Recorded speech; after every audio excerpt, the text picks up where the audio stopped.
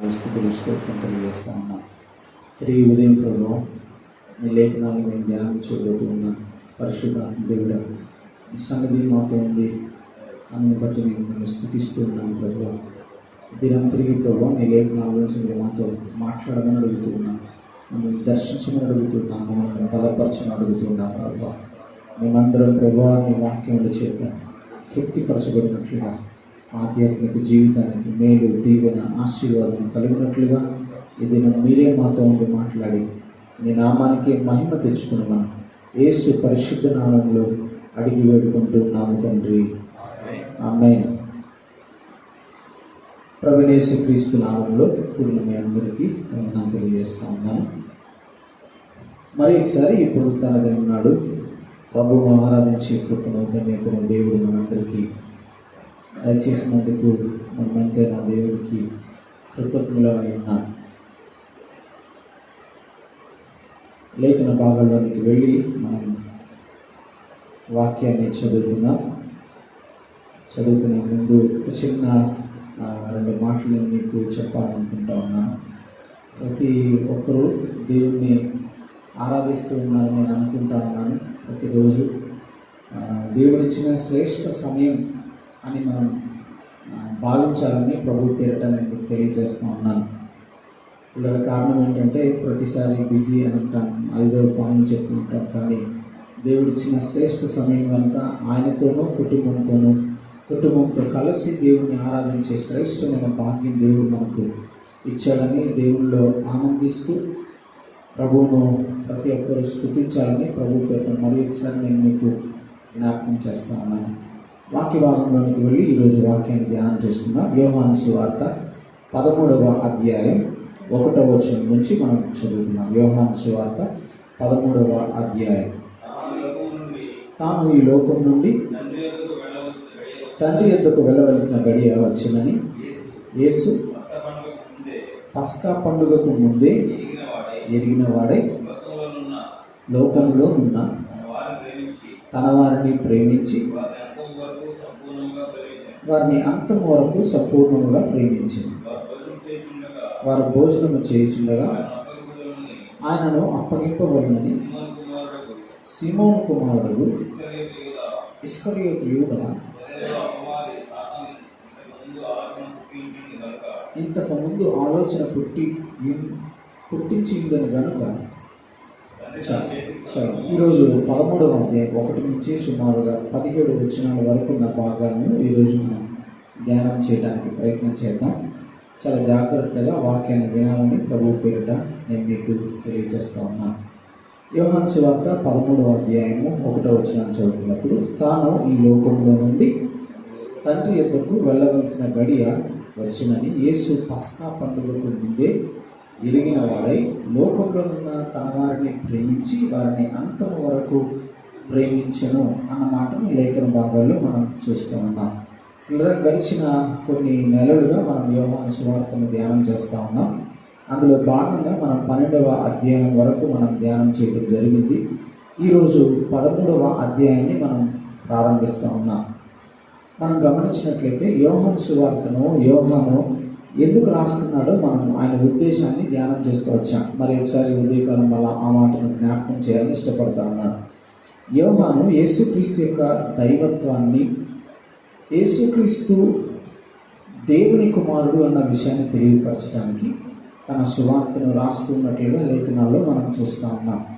యేసుక్రీస్తు యొక్క దైవత్వాన్ని రుజువు చేయడానికి ఆయన అనేకమైన సూచనలు బైబిల్ గ్రంథంలో ఇదే యోహాను సువార్తలో పొందుపరిచినట్లుగా మనం చూస్తాం. ఇలా మనం గమనించడానికి ప్రయత్నం చేస్తే కనుక ఇప్పటి వరకు 4 విషయాలు చూపిస్తూ వచ్చాడు. ప్రతి అద్భుతం వెనక ఆయన ఏం చెప్పాలనుకుంటున్నాడో, అద్భుతాన్ని దేవుడు ఎందుకు చేశాడో చెప్తూ వచ్చాడు. ఆయన చేసిన ప్రతి అద్భుతం ఆయన చెప్పాలనుకున్న ఒక మాటకు సూచన అన్న విషయాన్ని తెలియపరుస్తూ వచ్చినట్లుగా మనం లేఖన భాగాల్లో మనం చూస్తున్నాం. 6వ అధ్యాయంలో మనం గమనిస్తే కనుక యేసుక్రీస్తు అనేక మందికి ఆహారాన్ని పంచిపెట్టినట్లుగా లేఖన భాగాల్లో మనం చూస్తాం. ఆ అద్భుతం అయిన మరుక్షణమే మనం చదువుతున్న 6వ అధ్యాయం 35, 36 వచనాల్లో నేనే జీవాహారము అని చెప్పినట్లుగా లేఖన భాగాల్లో మనం చూస్తాం. అనగా ఆయన 5 రొట్టెలను 2 చేపలను అనేక మందికి ఆహారంగా పంచిపెట్టిన ఉద్దేశం ఏంటి అని అంటే కనుక నేనే జీవాహారము అని చెప్పడానికి ఆ అద్భుతం సూచనగా, ఆయన నేనే జీవాహారం అని చెప్పడానికి సూచనగా అద్భుతం చేసినట్లుగా లేఖన భాగాల్లో మనం చూస్తాం. మనం రెండవ విషయానికి వచ్చి గమనించినట్లయితే లేఖన భాగాల్లో దేవుడు 9వ అధ్యాయంలో గుడ్డివారిని స్వస్థపరిచినట్లుగా మనం చూస్తాం. అక్కడ ఆయన చెప్తున్న విషయం ఏంటి అని అంటే కనుక నేనే లోకములకు వెలుగును అని చెప్పడానికి అద్భుతాన్ని చేసినట్లుగా లేఖన భాగాల్లో మనం చూస్తాం. తర్వాత మనం గమనించడానికి ప్రయత్నం చేస్తే లేఖన భాగాల్లో ఆయన తరువాత అధ్యాయంలోనికి మనం వచ్చి గమనిస్తే కనుక అక్కడ ఆయన ఇంకొక అద్భుతం చేసినట్లుగా గమనిస్తాం. అద్భుతం కాదు, 10వ అధ్యాయంలో ఆయన ఒక బోధ చేసినట్లుగా లేఖన భాగాల్లో మనం చూస్తాం.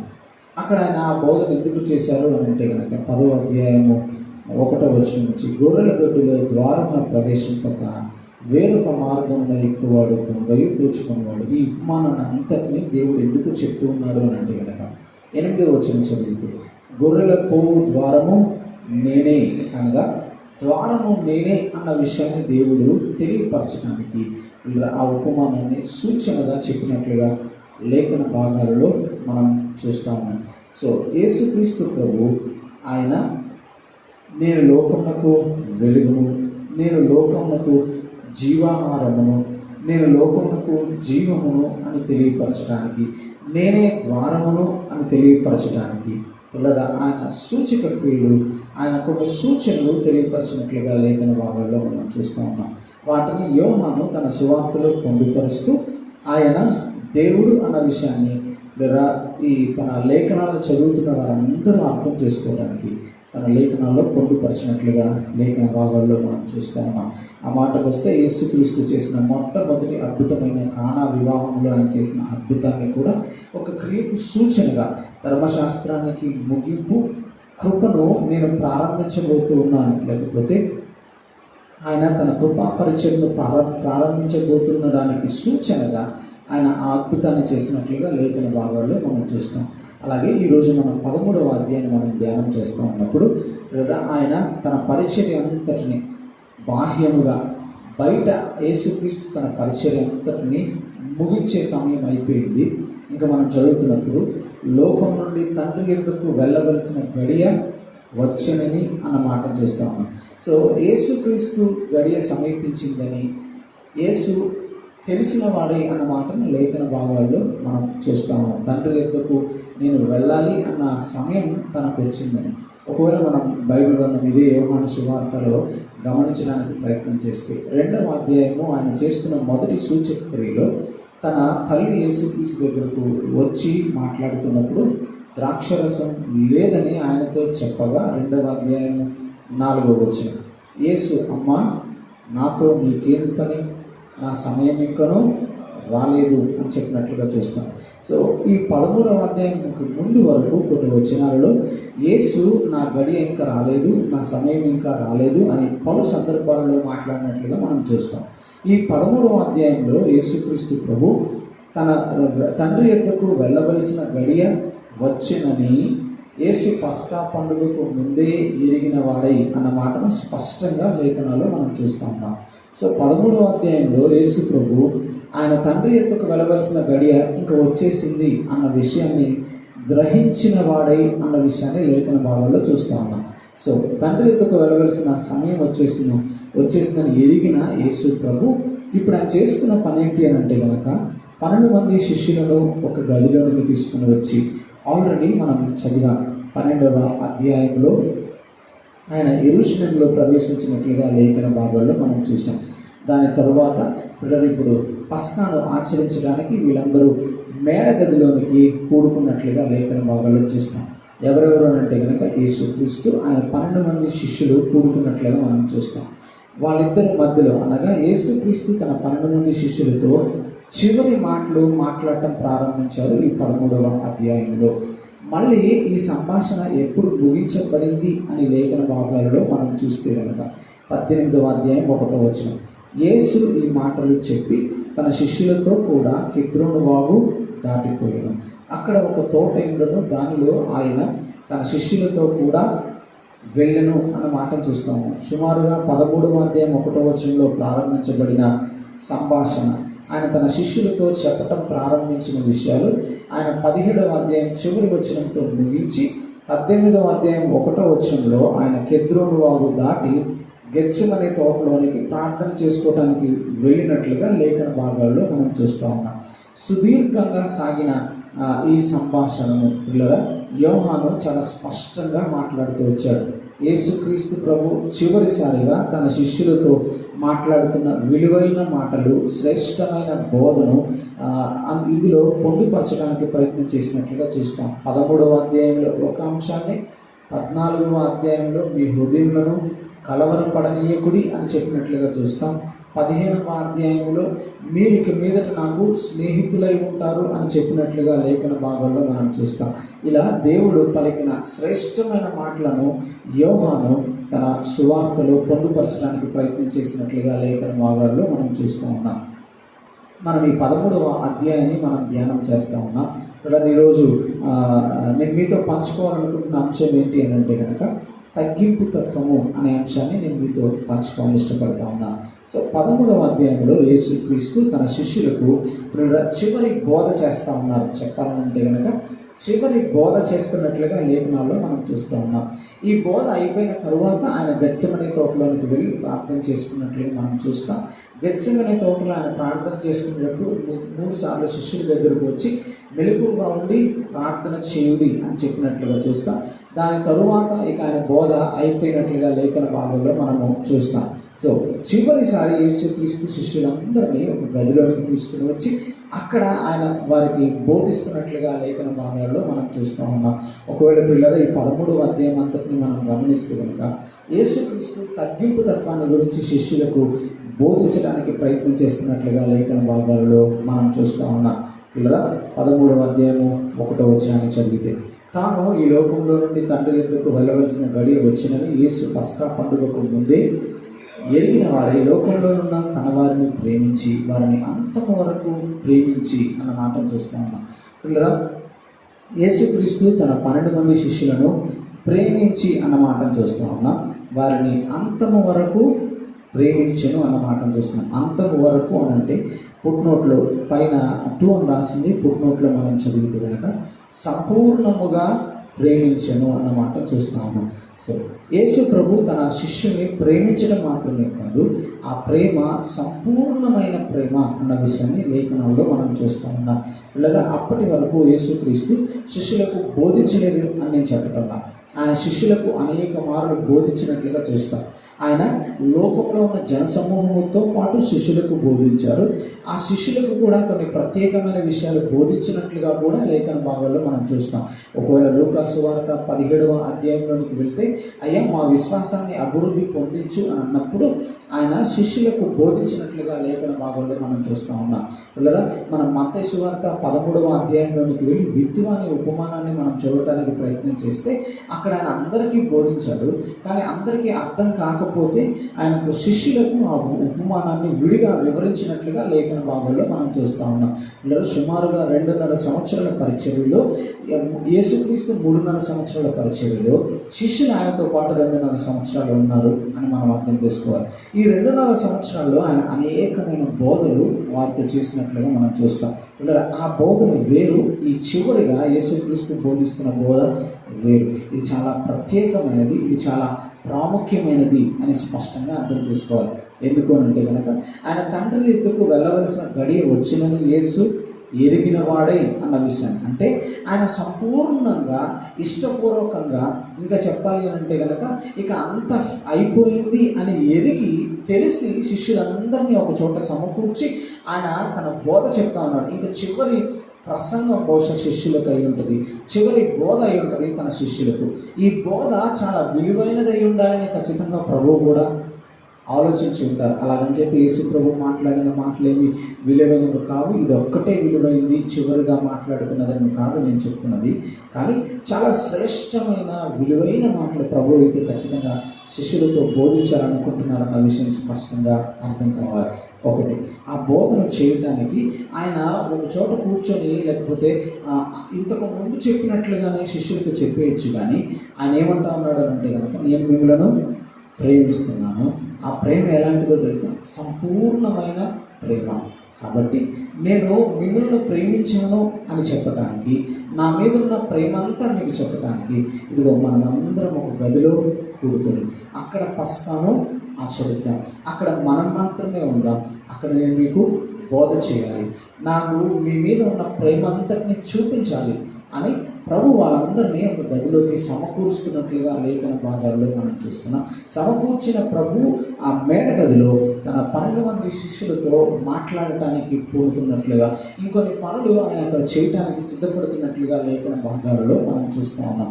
లేదా తగ్గింపు తత్వము అని అంటే కనుక ఇందులో మనం నేర్చుకోవాల్సిన మొట్టమొదటి మాట, ఇలా లోకములో ఉన్న తన వారిని ప్రేమించి వారిని అంతము వరకు ప్రేమించాను. పిల్లల యేసు ప్రభువుకు తన శిష్యుల మీద ఉన్న ప్రేమ అంతటిని, ఆ ప్రేమ సంపూర్ణమైన ప్రేమ అని తెలియపరచడానికి ఆయన ఆ మేడ గదిలోనికి వారిని తీసుకుని వచ్చి వారితో ఆయన వారి పట్ల ఆయన ఒక కార్యాన్ని చేయడానికి సిద్ధమవుతూ ఉన్నాడు. అనగా ఆయన తన ప్రేమను అంతటినీ చూపించడానికి, అయ్యా నాకు మీ మీద సంపూర్ణమైన ప్రేమ ఉంది, నా ప్రేమ మీ మీద అది పరిపూర్ణమైనది, అది సగం హాఫ్ ఉండేది కాదు. అందుకనే ఇప్పటి వరకు నేను లోకమంతటికి బోధిస్తూ వచ్చా, మీకు బోధిస్తూ వచ్చా. కానీ ఇప్పుడు మీకు ఒక ప్రత్యేకంగా నేను మీతో మాట్లాడాలనుకుంటా ఉన్నా, అది నా ప్రేమనంతటినీ నేను మీకు చూపించాలనుకుంటున్నానని దేవుడు వారందరినీ ఒక గదిలోనికి తీసుకుని వచ్చి వారితో మాట్లాడుతున్న సంభాషణ అని లేఖన భాగాల్లో మనం చూస్తూ ఉన్నాం. పిల్లరా, ఈ ఉదయం తగ్గింపు తత్వము అని అంటే మనం నేర్చుకోవాల్సిన మొట్టమొదటి విషయం ఏంటి అని అంటే కనుక, మనం సంపూర్ణమైన ప్రేమను చూపించాలి. మనం ప్రేమించే వ్యక్తులముగా ఉండాలి. ఒకటి. రెండు, ఆ ప్రేమ హాఫ్ హార్టెడ్ కాదు, అది ప్రేమ సంపూర్ణమైనది కాకుండా ఎంత మాత్రం ఉండటానికి వీల్లేదు. అది సంపూర్ణమైన ప్రేమ ఉండాలి, అది పరిపూర్ణమైన ప్రేమ ఉండాలి.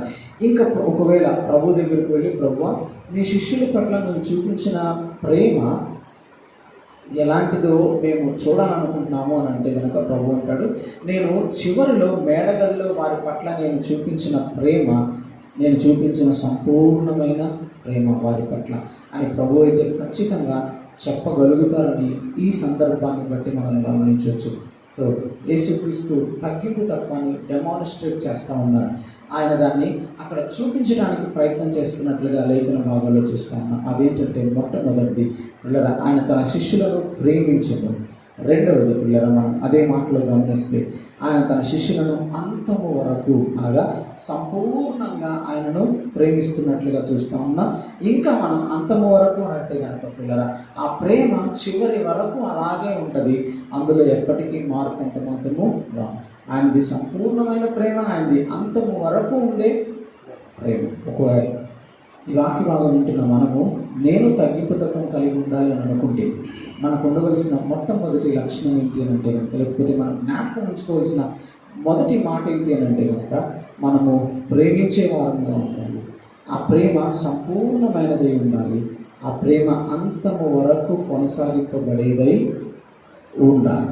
పిల్లరా, ఇది తగ్గింపు తత్వంలో మొదటి విషయం మనకు దేవుడు ఈ వాక్య భాగంలో నుంచి నేర్పించాలనుకుంటున్నది. రెండవ విషయాన్ని మనం చదువుదాం పిల్లరా. 2:3 వచ్చిన చదువుదాం. వారు భోజనం చేయుచుండగా ఆయనను అప్పగింపవలనని సీమోను కుమారుడు ఇస్కరియోతు యూదా ఇంతకు ముందు ఆలోచన పుట్టించిందని కనుక తండ్రి తన చేతికి సమస్తమును అప్పగించిననియు, తాను దేవుని యొద్ద నుండి బయలుదేరి వచ్చిననియు, దేవుని యొద్దకు వెళ్ళవలసి ఉన్నదని యేసు ఎరిగి అన్న మాటను లేఖనాలు మనం చూస్తూ ఉన్నాం. పిల్లలు మనము గమనిస్తే మొదటి వచనంలో యేసు ఎరిగి అన్న మాటను చూస్తూ ఉన్నాం. పస్కా పండుగకు ముందే ఎరిగిన వాడై అన్న మాటను చూస్తున్నాం. ఇప్పుడు 3వ వచనంలో మళ్ళీ తిరిగి అదే మాటను చూస్తూ ఉన్నాం. దేవుని యొద్దకు వెళ్ళవలసిన గడియ వచ్చినని, వెళ్ళవలసి ఉన్నదని యేసు ఎరిగి అన్న మాటను లేఖన భాగంలో మనం చూస్తూ ఉన్నాం.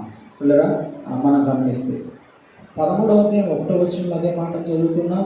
మళ్ళీ తిరిగి 3వ వచనంలో అదే మాటను చూస్తూ ఉన్నాం. తండ్రి యొద్దకు తిరిగి వెళ్ళవలసిన గడియ వచ్చిందని యేసు ఎరిగి ఈ పని చేస్తున్నట్లుగా లేఖన భాగాలలో మనం చూస్తాము. లేదా తగ్గింపు తత్వంలో ఉన్న రెండవ విషయాన్ని నేను మీకు చెప్పాలని ప్రయత్నం చేస్తా ఉన్నా. మనం గమనిస్తే 2-3 వచనాల్లో, 2వ వచనంలో సీమోను పేతురు హృదయంలో అపవాది ఆల్రెడీ యేసును అప్పగించాలన్న ఆలోచన పుట్టించాడన్న విషయాన్ని చూస్తూ ఉన్నాం. యేసుక్రీస్తు లోపల ఆలోచన కూడా ఏంటి అంటే కనుక, ఇంకా నా సమస్తం తండ్రి నా చేతికి అప్పగించాడు, మళ్ళీ నేను తిరిగి తండ్రి వద్దకు బయలుదేరి వెళ్ళిపోవాలి, ఆ సమయము వచ్చేసింది అని యేసు ఎరిగి అన్న మాటను లేఖన భాగంలో చూస్తున్నాం. ఈ విషయం శిష్యులతో మాట్లాడలేదు, కానీ యేసు తన హృదయంలో ఎరిగి ఉన్నట్లుగా చూస్తూ ఉన్నాం. పిల్లల గమనించడానికి ప్రయత్నం చేస్తే మన లోపల పిల్లల తగ్గింపు తత్వము అని అంటే కనుక రెండవ మాటగా మనం చూస్తూ ఉన్నాం. దేవుని చిత్తాన్ని చేయటానికి రెండవది, ఆ విషయాన్ని సరిగా ఎరిగిన వారముగా మనం ముందుకు వెళ్ళటం అన్న విషయాన్ని స్పష్టంగా అర్థం చేసుకుంటాం. మళ్ళీ జ్ఞాపకం చేయాలి. 2-3 వచనాల్లో మనం చూస్తే 3వ వచనంలో యేసు ఎరిగి అన్న మాట చూస్తాం. ఏం తెలుసుకొని మాట్లాడుతున్నాడు, ఏం తెలుసుకొని ఈ విషయాన్ని ఆయన చేయడానికి పూనుకున్నాడు అని అంటే కనుక, తండ్రి తన చేతికి సమస్తమును అప్పగించిననియు, తాను దేవుని యొద్ద నుండి బయలుదేరి వచ్చిననియు, దేవుని యొద్దకు వెళ్ళవలసి ఉన్నదని యేసు ఎరిగి అన్న మాట చూస్తా ఉన్నాం. ఇలా ఇప్పటి వరకు ఆయన చేస్తున్న పనులన్నీ దేనికోసం చేశాడు అని అంటే కనుక, తండ్రి తనకు అప్పగించిన సమస్తాన్ని ముగించాలని.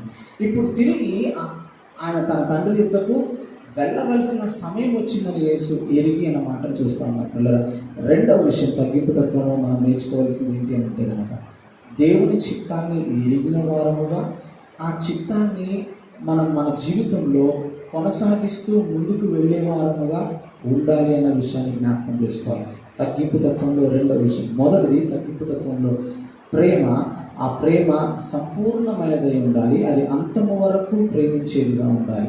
ఒకటి. రెండవది మనం చూస్తూ ఉన్నాం పిల్లల, తండ్రి చిత్తాన్ని ఎరిగిన వారముగా ఆ తండ్రి పనిలో మనము మన జీవితాన్ని ముందుకు కొనసాగించే వారముగా ఉండాలి అనే విషయాన్ని జ్ఞాపకం చేసుకున్నాం.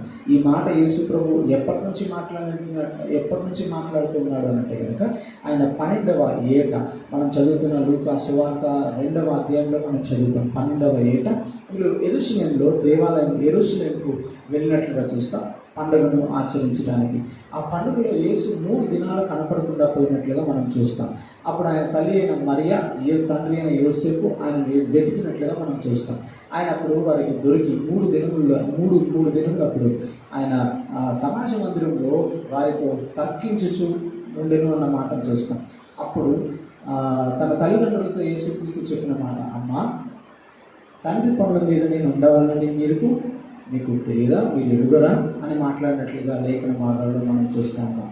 పిల్లరా, యేసుక్రీస్తు బాల్యము నుంచి ఆయన ఎందుకు పంపించబడ్డాడో ఆ పని ఎరిగిన వాడిగా, ఆ పనిని అప్పటి నుంచే కొనసాగిస్తూ ఉన్నవాడిగా, మళ్ళీ తిరిగి ఆయన సమయం ముగించబడిపోతుంది అన్న సమయంలో కూడా ఆయన ఇదే విషయాన్ని మాట్లాడుతున్నాడు. ఎరిగిన వాడై ఆయన అదే పనిని కొనసాగించడానికి ఇష్టపడుతున్న వ్యక్తిగా ఇగో ఈ మేడ గదిలో కూర్చొని ఆ పనేంటో చేయటానికి సిద్ధపడుతున్నట్లుగా లేఖన భాగాలలో మనం చూస్తూ ఉన్నాం.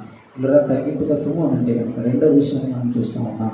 దేవుని చిత్తాన్ని ఎరిగి దానిని కొనసాగిస్తూ ముందుకు వెళ్ళటం అన్నది స్పష్టంగా లేఖనాల్లో మనం చూస్తూ ఉన్నాం. సో రెండో విషయం, ఎంతమందిని మనము దేవుని చిత్తాన్ని ఎరిగిన వారముగా ఆ చిత్తమును ముందుకు కొనసాగిస్తూ ఆ చిత్తములోనే ముందుకు కొనసాగుతూ ఎంతమంది మీ వెళ్ళే వారముగా ఉన్నాము అనేది స్పష్టంగా ఆలోచించుకున్నాం. అది తగ్గింపు తత్వము అని అంటే కనుక మూడో విషయాన్ని మనం చూద్దాం. 4వ వచనం చదువుకుందాం. భోజన పంక్తిలో నుండి లేచి తన పై వస్త్రం అవతల పెట్టి వేసి ఈ యొక్క తువాలు తీసుకుని నడుమునకు కట్టుకొనెను. అంతటా పల్లెములో నీళ్లు పోసి శిష్యుల పాదములు కడుగుటకును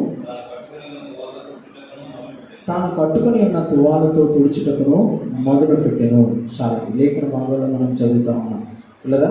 4-5 వచనాలు మనం చదువుతున్నప్పుడు యేసుక్రీస్తు భోజన పంక్తి నుండి లేచి తన పై వస్త్రమును అవతల పెట్టి ఒక తువాలు తీసుకుని నడుముకు కట్టుకొని అంతటా పల్లెములో నీళ్లు పోసి శిష్యుల పాదములు కడుగుటకు తాను కట్టుకొని ఉన్న తువాలతో తుడుచుటకును మొదలుపెట్టాను.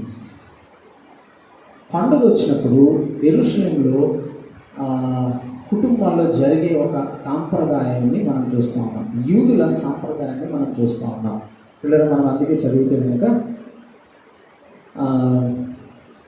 ఇదే యోహాను సువార్త 2వ అధ్యాయంలో యేసుక్రీస్తు యొక్క వివాహానికి, కానాలో జరుగుతున్న వివాహానికి వెళ్ళినట్లుగా చూస్తూ ఉన్నాం. అక్కడ 6 రాతి బాణలు అన్న విషయాన్ని మనం చూసాం. 6 రాతి బాణలు దేనికి ఉంచేవారు అని అంటే కనుక వివాహానికో లేకపోతే పండుగకో ఒక స్పెషల్ అకేషన్కి అతిథులు ఇంటికి వస్తే వాళ్ళు ఏం చేయాలి అని అంటే కనుక ముందు కాళ్ళు చేతులు కడుక్కుంటారు. అందుకే 6 రాతి బాణలు అక్కడ ఉంచబడినాయి. సో ఇక్కడ కూడా మనం చదువుతున్నాం 13వ అధ్యాయంలో అతిథులు ఇంటికి వచ్చినప్పుడు యూదుల యొక్క సాంప్రదాయం ఏంటంటే కనుక నీళ్ళిచ్చి కాళ్ళు కడుక్కోవడానికి తువాలు ఇవ్వడం జరుగుతుంది. కానీ ఒకవేళ అదే యూదుడు ఒకవేళ ధనవంతుడైతే కనుక అతని ఇంట్లో ఒక పనివాడు ఉంటే ఆ పనివాడు కూడా ఒకవేళ అన్యుడైతే కనుక, అన్యుడు అని అంటే కనుక మనం స్పష్టంగా గమనించుకోవచ్చు. యూదుల ఆచారంలో ఒకవేళ బహుశా అతడు బానిసగా ఆ ఇంట్లో దాసుడిగా పనిచేస్తున్నాడు అని చెప్పుకోవచ్చు. మనము లేఖనాలలోనికి వెళ్ళి మనం చూస్తే కనుక లేవికాండం ఆ అధ్యాయంలో మనం చూస్తే ఒకవేళ యూదుడికి దాసుడుగా ఉండాలనుకున్నప్పుడు చెవికి కుదురు కుట్టించుకోవాలి. అతడు ఇక నిత్యంగా ఆ ఇంట్లో దాసుడిగా ఉండిపోతాడు. అలాంటి దాసుడు ఒకవేళ ఒక యూదుడి ఇంట్లో ఉంటే కనుక పండుగకు ఇంటికి వచ్చిన అతిథులకు ఇచ్చే సత్కారం ఎలా ఉంటుందంటే ఆ దాసు వెళ్ళి నీళ్ళిచ్చి నీళ్లు కాళ్ళ మీద పోసి ఆ కాళ్ళను కాళ్ళ మీద ఉన్న తడి ఆరిపోవడానికి గుడ్డతో తుడుస్తాడు. ఇది ఒక దాసుడు చేసే పని. పండుగప్పుడు ఇంటికి వచ్చిన అతిథుల పట్ల చూపించే మర్యాద. ఇప్పుడు యేసుక్రీస్తు ప్రభు ఏం చేస్తూ ఉన్నాడు అని అంటే కనుక 12 మంది శిష్యుల పాదాలు కడగటం మాత్రమే కాదు, ఆయన నడుముకున్న తువాలను తీసి వారి పాదములు తొడవటానికి సిద్ధపడినట్లుగా లేఖన భాగంలో చూస్తూ ఉన్నాం. యేసుక్రీస్తు తాను దాసుడిగా తన శిష్యుల ముందు, తన దాసుల ముందు కనపరుచుకోవడానికి ఇష్టపడుతున్నట్లుగా లేఖన భాగంలో మనం చూస్తూ ఉన్నాం. 3వ వచనము 1వ వచనంలో మనం 2 విషయాలు చదివాం. ఆ 2 విషయాలు ఏంటంటే తండ్రి యొద్దకు వెళ్ళవలసిన గడియ వచ్చినని నేను చూసాను. 2వ మాట మనం ఏం చూసాము అంటే కనుక తండ్రి చిత్తాన్ని ఎరిగినవాడై ఆ చిత్తాన్ని చేయటానికి ముందుకు వెళ్తున్నట్లుగా లేఖనాల్లో మనం 2వ విషయంగా మనం చూసాం. తండ్రి చిత్తం ఏది అని మనం చూస్తే కనుక నేను తండ్రి పనుల మీద ఉండవలనని మీకు తెలియదా అని మనం ఆల్రెడీ లూకా సువార్త 2వ అధ్యాయము బహుశా 47వ వచనంలో ఆ మాటను చూస్తామని అనుకుంటే మనం చూసాం. లేదా ఇప్పుడు ఆ తండ్రి చిత్తము, తండ్రి పని అని అంటే మనకి ఏమర్థం అవ్వాలి? యేసుక్రీస్తుకు తండ్రి అప్పగించిన పని అని అంటే కనుక అందరికీ వాక్యం బోధించి దేవుడి గురించిన సత్యాన్ని తెలియపరిచి అందరినీ పరలోక రాజ్యంలోకి సిద్ధపరచడం యేసుక్రీస్తుకు తండ్రి అప్పగించిన పని. దాని కొరకు ఆయన కల్వరి శిలువలో తన ప్రాణాన్ని అర్పించి మానవుడి పాపం నిమిత్తం ప్రాయశ్చిత్తం చేసి అపవాదిని ఓడించారు. ఇవి తండ్రి క్రీస్తుకు అప్పగించిన పనులు. కానీ ఇప్పుడు యేసుక్రీస్తు ప్రభు ఏం చేస్తున్నాడు? ఆ విషయం ఎరిగిన తరువాత ఆయన ఏం చేయాలి అని అంటే కనుక తండ్రి సన్నిధిలోనికి వెళ్ళి ప్రార్థన చేసుకోవాలి. కానీ ఈ మేడగదిలో పిల్లరా ఆయన తన శిష్యుల పట్ల ఆయన చేస్తున్న పని ఏంటి అని అంటే కనుక దాసులుగా తాను అప్పగించుకొని యేసుక్రీస్తు 12 మంది శిష్యుల పాదాలు కడుగుతున్నట్లుగా లేఖన భాగాల్లో మనం చూస్తూ ఉన్నాం. పిల్లరా ఒకవేళ మనం పేతురు దగ్గరికి వెళ్ళి, పేతురు దేవుడు నీకు మేడగదిలో చేసిన ఆ గొప్ప కార్యం నీకు గుర్తున్నా అంటే కనుక పేతురు చెప్పగలుగుతాడు, నాకు ఎందుకు గుర్తులేదు, అది మేము చూసిన అద్భుతాలలో అతి గొప్ప అద్భుతం అని పేతురు చెప్పగలుగుతాడు. లేదా అద్భుతాలకే అద్భుతం ఏది అని అంటే కనుక యేసుక్రీస్తు తాను చేసిన పరిచర్య అంతటిలో మరణించిన వాడిని తిరిగి లేపటం కాదు, లేదా గుడ్డివాడికి స్వస్థత ఇవ్వటం కాదు, వాటన్నింటికంటే గొప్పది లేదా ఆయన తగ్గించుకొని భూమి మీదకి రావటం అయితే అందులోనూ ఆయన తన 12 మంది శిష్యుల యొక్క పాదాలను కడగటం ఇంకా తగ్గింపు తత్వం అని స్పష్టంగా అర్థం చేసుకోవాలి. దానికోసం ఏమన్నా యేసుక్రీస్తుకు ఒక ప్రోగ్రామ్ ఇవ్వబడిందా, ఒక టైం టేబుల్, ఒక లెసన్ ఇవ్వబడిందా పరలోకంలో అని అంటే కనుక ఇవ్వబడలేదు. కానీ యేసు తన శిష్యులను ప్రేమించి వారికి ఒక విషయాన్ని బోధించాలనుకుంటున్నాడు. అందుకనే ఆ విషయాన్ని బోధించడానికి ఆయన తన శిష్యుల పాదములు కడగటానికి తనంతటా తానే ముందుకు వచ్చినట్లుగా లేఖన భాగాలలో మనము చూస్తూ ఉన్నాం. ఇప్పటి వరకు యేసుక్రీస్తు పరిచయం చేస్తున్నప్పుడు ఆయన వస్త్రపు చెంగు తాగితే చాలు అని అనుకున్నారు. కరుణించు దావీదు కుమారుడా కరుణించు అని బిగ్గరగా కేక వేసి ప్రజలందరూ వారిస్తున్నా కానీ గట్టిగా యేసు ప్రభు ఆయన దగ్గరకు రావాలని ఇంకా బిగ్గరగా కేకలు వేసిన సందర్భాలను లేఖన భాగాలలో మనం చూస్తూ ఉన్నాం. ఈయన ఏం కోరుకుంటున్నావు అని అడిగినప్పుడు అయ్యా నీవు నన్ను స్వస్థపరచు అని అడిగినట్లుగా లేఖన భాగంలో మనం చూస్తూ ఉన్నాం. లేదా ఈయన ఒక మార్గంలో వెళ్తూ ఉన్నప్పుడు 10 మంది కుష్ఠరోగులు ఊరు బయటే ఉండి ఆయనతో మాట్లాడుతూ మమ్మల్ని కరుణించు అని బిగ్గరగా కేక వేసి అడిగి స్వస్థత పొందుకున్నట్లుగా లేఖన భాగంలో మనం చూస్తూ ఉన్నాం. యేసుక్రీస్తు పరిచర్యలో జక్కయ్య యేసు ఎవరో చూడగోరను అన్న మాట లేఖన భాగంలో మనం చూస్తాం. ఇన్ని సందర్భాలు పిల్లరా లోకంలో చూస్తున్నప్పుడు ఆయన మీద గుంపులుగా జనం పడతా ఉన్నారు. ఆయన చూడటానికి అనేక మంది ఎదురు చూస్తూ ఉన్నారు. ఆయన వస్త్రపు చెంగును తాకటానికి ఎదురు చూస్తూ ఉన్నారు. అలాంటి పరిస్థితులలో యేసు వ్యతిరేకంగా ఒక పని చేస్తూ ఉన్నాడు.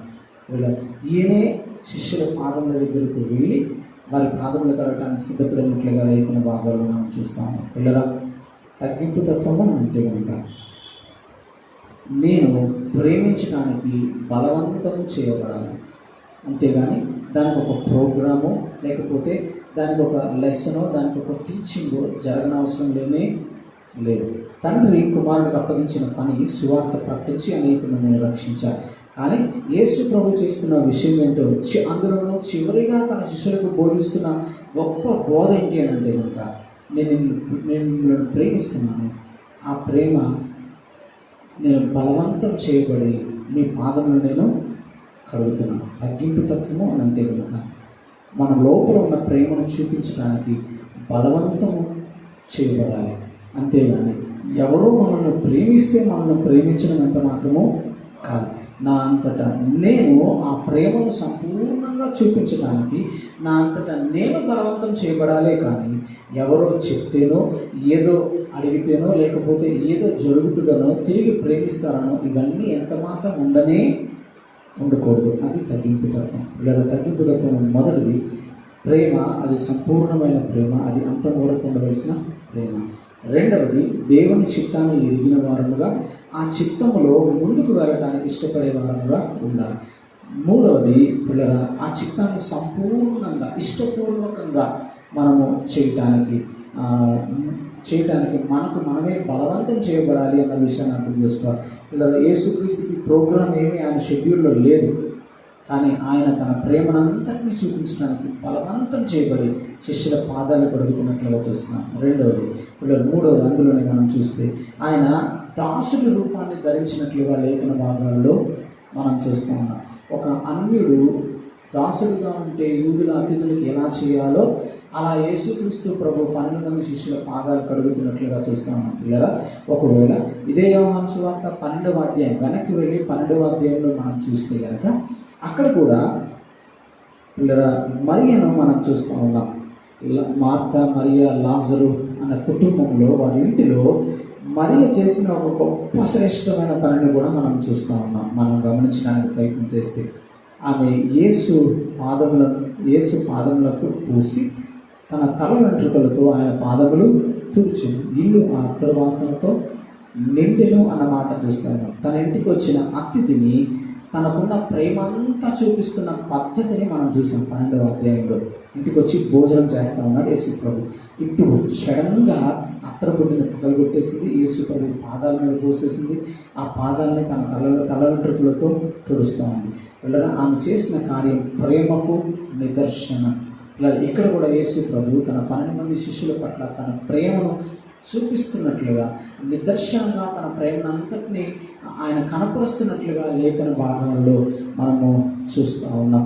ఒకవేళ లేఖన భాగంలోనికి వెళ్ళి ఇంకొక మాటను కూడా మనము చూడటానికి ప్రయత్నం చేస్తే కనుక లూకా సువార్త 7వ అధ్యాయము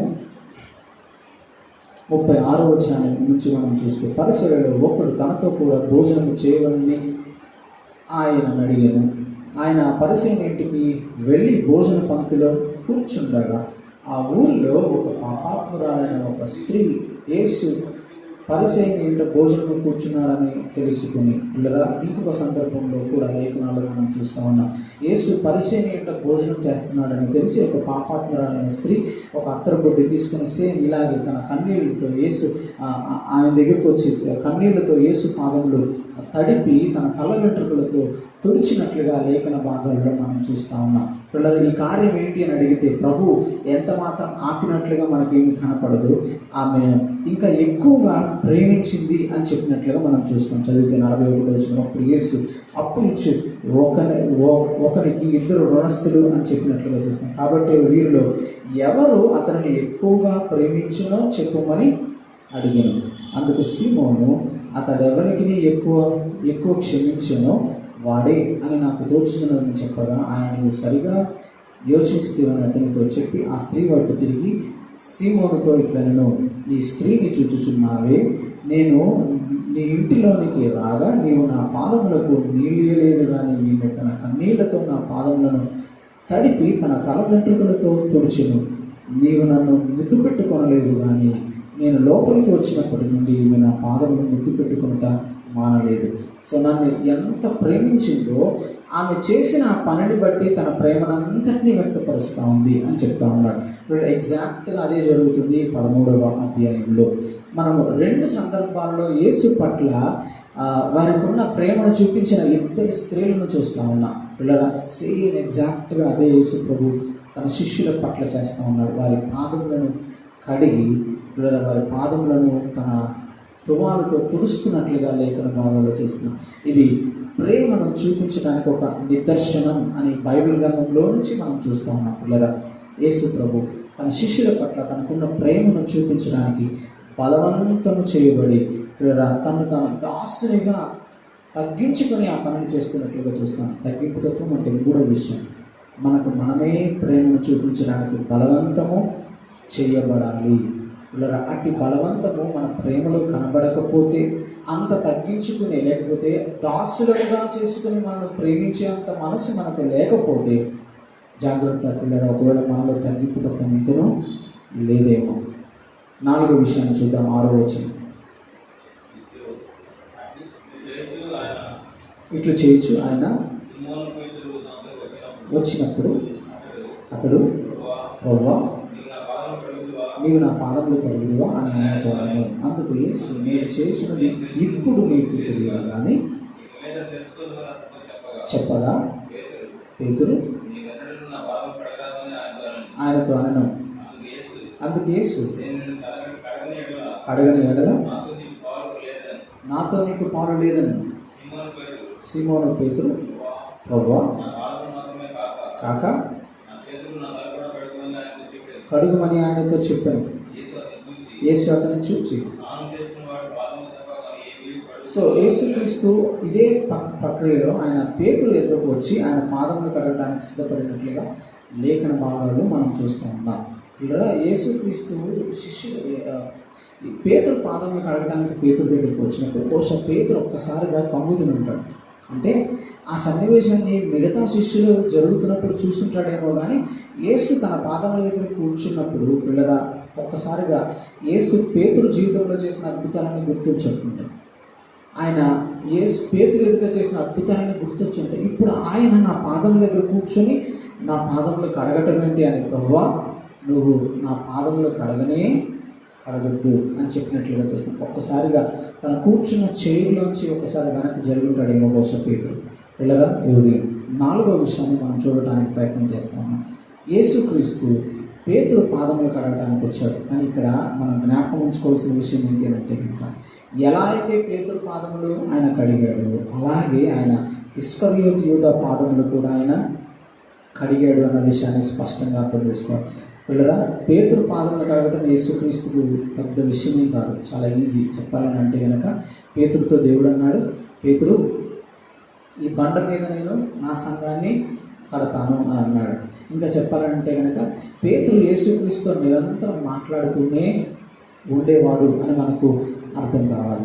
అంత దగ్గరగా ఉన్న పేతురు పాదంలో యేసుక్రీస్తు కడగడం సింపుల్. ఇంకా చెప్పాలంటే యోహాను ఆయన రొమ్మునే ఎప్పుడు ఆడుకునేవాడు, ఆయన ప్రేమిస్తున్న శిష్యుడు అని చూస్తాం, ఆయన ప్రేమించిన శిష్యుడు అని చూస్తాం. ఇక్కడ యేసుక్రీస్తు యోహాను పాదంలో కూడా కడగడం పెద్ద విషయం ఏం కాదు, సింపుల్ చెప్పాలంటే ఒక విధంగా మనం ఆలోచిస్తాం. కానీ ఆల్రెడీ ఇస్కరియోతు యూదా మనసులో అపవాది ఆయనను అప్పగింపవాలని ఆల్రెడీ పుట్టించింది కాబట్టి, ఆలోచన పుట్టించింది.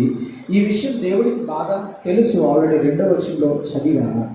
అయినా కానీ యేసుప్రభు ఏం చేస్తా అన్నారో తెలుసా, ఈ పేతురు పాదములు మిగిలిన 11 మంది శిష్యుల పాదములు ఎలా అయితే కడిగారో అదే సంపూర్ణమైన ప్రేమ, అదే బలవంతము, ఇవన్నీ ఎవరి పట్ల కూడా దేవుడు కలిగి చూపిస్తూ ఉన్నాడు అని అంటే కనుక ఇస్కరియోతు యూదా పట్ల కూడా అదే పనిని ఆయన చేస్తూ ఉన్నాడు. ఆయన అప్పగించడానికి సిద్ధంగా ఉన్న ఇస్కరియోతు యూదా, ఇంకా మనం చదివితే 27వ వచనం 13వ అధ్యాయం, వాడు ఆ మొక్క పుచ్చుకొనగానే సాతాను వానిలో ప్రవేశించాడు. యేసు నీవు చేయించున్నది త్వరగా చేయమని వానితో చెప్పగా చూస్తాము. అంటే ఇస్కరియోతు యూదా అప్పగిస్తాడని యేసుకు ఆల్రెడీ తెలుసు. ఇప్పుడు యేసుక్రీస్తు ప్రభు ఇస్కరియోతు యూదా పాదములు కూడా కడగటానికి సిద్ధపడినట్లుగా లేఖన భాగాలలో మనము స్పష్టంగా చూస్తాం. పేతురు పాదములు, యోహాను పాదములు, మిగిలిన 11 మంది శిష్యుల పాదములు ఎంత ప్రేమతో కడిగాడో అదేవిధంగా యేసుక్రీస్తు ఇస్కరియోతు యూదా పాదములు కూడా కడగడానికి సిద్ధపడినట్లుగా చూస్తున్నాం. 4వ విషయం తగ్గింపు తత్వము అని అంటే కనుక లేదా ప్రేమలో సమానత్వము ఉండాలి.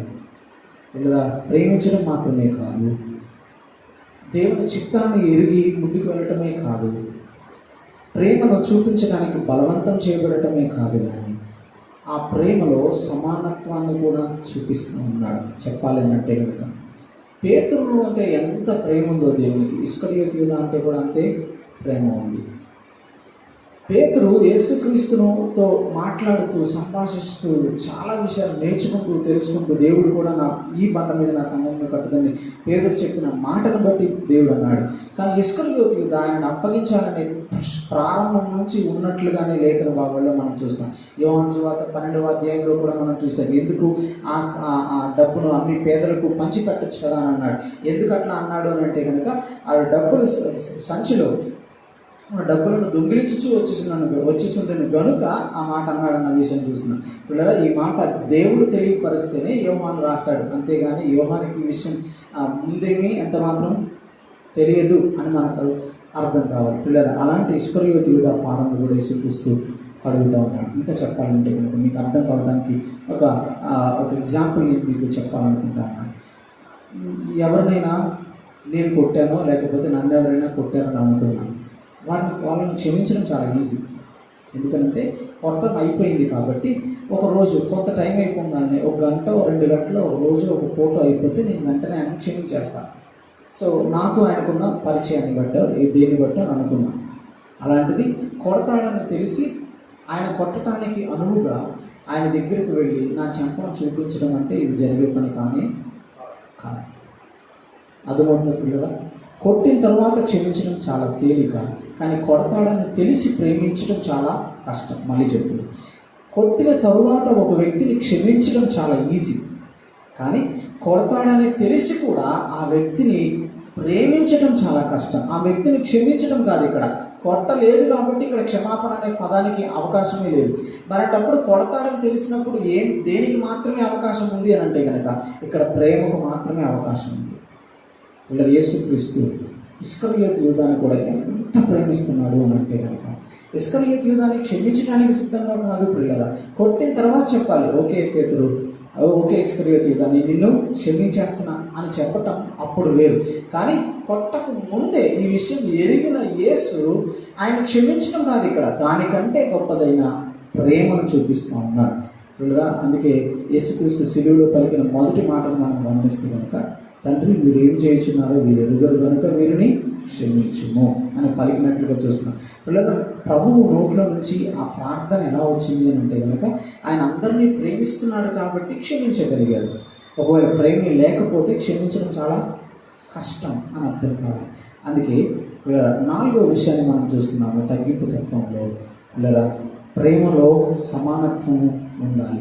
ఆ ప్రేమ ఏదో నిన్ను శిక్షించేవాడినైనా, నీకు శత్రువుగా ఉంటున్న వాడినైనా క్షమించేంత గొప్పదిగా ఉండాలి అన్న విషయాన్ని స్పష్టంగా అర్థం చేసుకోవాలి. కొట్టక ముందే, కొట్టిన తర్వాత క్షమించడం ఈజీ, కానీ కొట్టక ముందే ప్రేమించి అతని దగ్గరకు వెళ్ళటం చాలా కష్టం.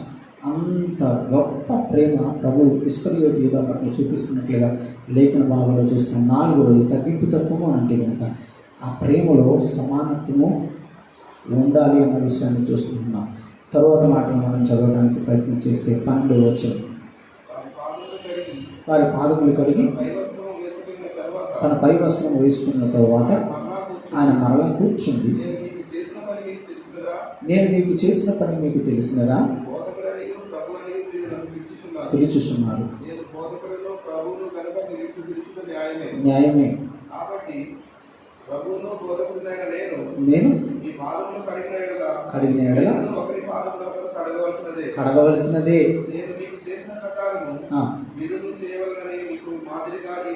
మీకు మాదిరిగా ఇలాగ చేసేది ప్రభు అంటున్నాడు. నేను మీకు మాదిరిగా ఉండాలని, అంటే చివరిగా వెళ్ళిపోయేటప్పుడు నేను మీకు మాదిరిగా ఒకటి చూపించాలనుకుంటున్నాను.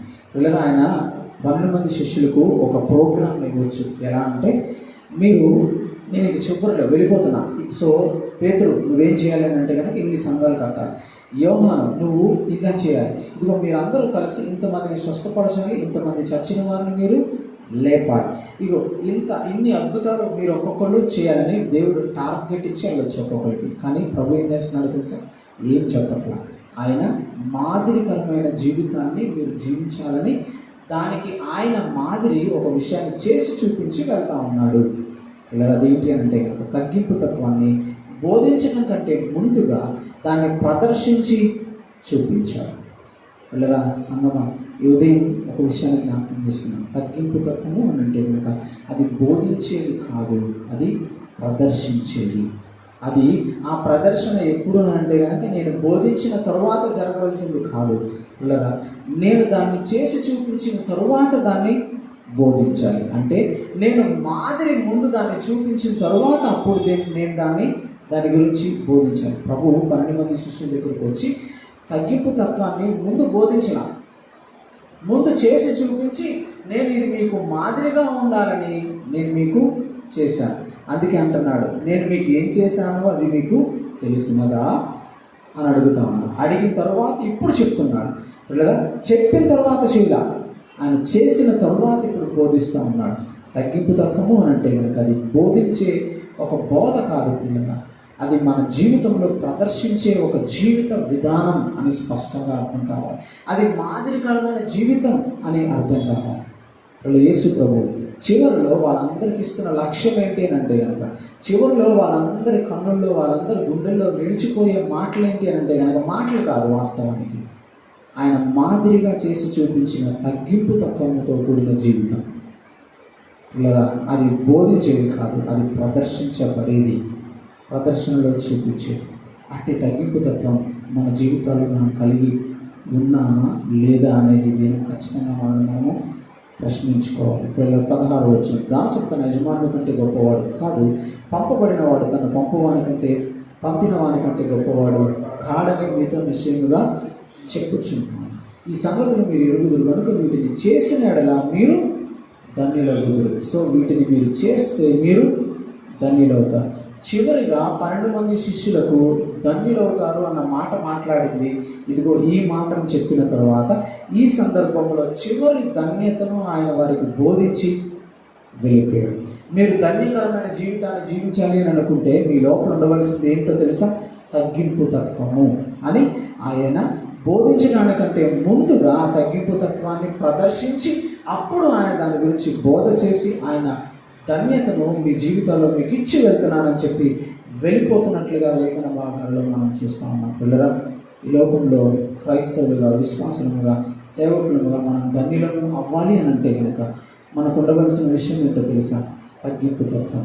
ఆ తగ్గింపు తత్వంలో మొదటిది ప్రేమ, అది సంపూర్ణమైన ప్రేమ, అది అంతము వరకు ఉండే ప్రేమ ఉండాలి. రెండవది దేవుని చిత్తమును ఎరిగి లేదా ఆ చిత్తమును చేయటానికి ముందుకు వెళుతున్న వారముగా ముందుకు ఉండాలి. పిల్లలు ఆ చిత్తమే చెప్పాలి అంటే కనుక మొదటి మాటగా మనం చూసుకున్న ప్రేమ. మూడవది మనం చూస్తూ ఉన్నప్పుడు పిల్లరా ఆ ప్రేమను చూపించడానికి నాకు నేనే బలవంతము చేయబడ్డాలి. నాలుగవది ఆ ప్రేమలో సమానత్వం ఉండాలి. అనగా నేను ఎవరినైనా ఒకే ప్రేమతో ప్రేమించే వ్యక్తిగా ఉండాలి. ఐదవది పిల్లరా ఇది ప్రదర్శించేదే కానీ ఇది ప్రకటించి బోధించేది కాదు, ఇది మాదిరికరమైన జీవితం అని మనం అర్థం చేసుకోవాలి. కానీ తగ్గింపు తత్వాన్ని మనం ఎంత ఈజీగా మాట్లాడేస్తామో అని అంటే కనుక అమ్మో నేను ఎంత తగ్గింపు కలిగిన వాడనో అని చెప్పించుకోవడానికి ప్రయత్నం చేస్తాం. కానీ పిల్లరా అది ఎవరితోనో చెప్పించుకునేది కాదు, అది మన జీవితంలో మనము కనపరిచేదిగా ఉండాలి అన్న విషయాన్ని మనం చూస్తూ ఉన్నాం. ఒకవేళ వాక్యం అర్థమైతే కళ్ళు మూసుకొని ప్రభు సన్నిధిలో ప్రభువుకు అప్పగించుకుంటూ ప్రార్థన చేసుకుందాం. చివరికి వారం పిల్లరా ప్రభు సన్నిధిలో ప్రభువుకు అప్పగించుకుంటూ చిన్న ప్రార్థన. తగ్గింపు తత్వంలో 5 విషయాలు మనం చూస్తూ వచ్చాం. పిల్లరా దేవుడు చివరిగా ఆయన శిష్యులకు బోధిస్తున్న బోధ, చివరిగా యేసుక్రీస్తు ధన్యతను గురించి శిష్యులతో మాట్లాడుతున్న శ్రేష్టమైన విషయం మాదిరికరమైన జీవితం. ఒకవేళ ఈ విషయం అర్థమైతే ఇలా ఇంక ఎప్పటికీ తగ్గింపు తత్వం గురించి మాట్లాడనే మాట్లాడు, కానీ తగ్గింపు తత్వం కలిగి బ్రతకడానికి ప్రయత్నం చేస్తాం. అది ప్రేమ కలిగి ఉండటం, అదే దేవుని చిత్తమని ఎరగటం, ఆ ప్రేమను చూపించడానికి బలవంతం చేయబడటం, ఆ ప్రేమలో సమానత్వాన్ని చూపించడానికి ముందుకు వెళ్ళటం. చివరిగా ఇది మాదిరికరమైన జీవితం, యేసు మాకు చూపించిన జీవితం అని తెలుసుకోవడం. ఇలా తగ్గింపు తత్వంలో 5 విషయాలు చూస్తూ వచ్చాను. నిజంగా అర్థమైతే ప్రభువుకు అప్పగించుకుంటూ ఒక్క నిమిషం ప్రభు సన్నిధిలో ప్రార్థన చేద్దాం. దేవుడు మన జీవితాల్లో గొప్ప కార్యం చేయగలిగినాము.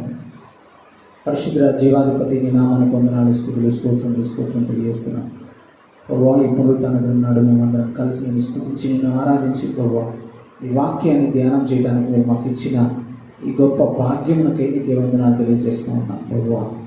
అవును ప్రభువా, ధన్యతను చివరిగా బోధించి ప్రభువా నీవు తండ్రి ఎద్దుకు వెళ్ళవలసిన గడియ వచ్చినని ఎరిగి ఆ మాటలు బోధిస్తూ వచ్చాం. అవే భాగములను ఈ ఉదయం లేఖన భాగం నుంచి మేము ధ్యానం చేస్తూ వచ్చాం. ఇంకను మమ్మల్ని మేము నీ సన్నిధిలో తగ్గించుకొని జీవించే జీవితం మాకు దయచేయమని ఎవరైతే వాక్యం ఉన్నవారు వాళ్ళ హృదయాలలో అట్టి తగ్గింపు తత్వం కలిగి ఉండాలని నిర్ణయం తీసుకున్నారో నీ సన్నిధి వారికి తోడుగా ఉంచి ఆత్మదేవుడు అనే సహాయం వారికి దయచేయమని మమ్మల్ని అందరినీ బలపరచమని మీ చేతులను అప్పగించుకుంటూ యేసు పరిశుద్ధ నామంలో అడిగి వేడుకుంటూ ఉన్నాము తండ్రి, ఆమేన్. పరలోకమందున నా తండ్రి నీ నామం పరిశుద్ధపరచబడును గాక, నీ రాజ్యం వచ్చును గాక, నీ చిత్తం పరలోకమందు నెరవేర్చినట్లు భూమి మీద నెరవేరును గాక. మా గ్రహాలను మాకు దయచేయము, నా ఇళ్ళ ప్రార్థన చేసిన క్షమించిన ప్రకారం క్షమించు. మన శోధన వ్యతిరేక దృష్టిని తప్పించిన రాజ్యం, శక్తి, మహిమ నిరంతరమే నీవే ఉన్నావు తండ్రి, ఆమేన్. మన తండ్రి అయిన దేవుని ప్రేమ, కుమారుని యేసుక్రీస్తు కృప, పరిశుద్ధాత్మ సహవాసం మా అందరికీ నిరంతరము తోడుగా నడిపించిన గాక. ఆమేన్. అందరికీ ఆమేన్.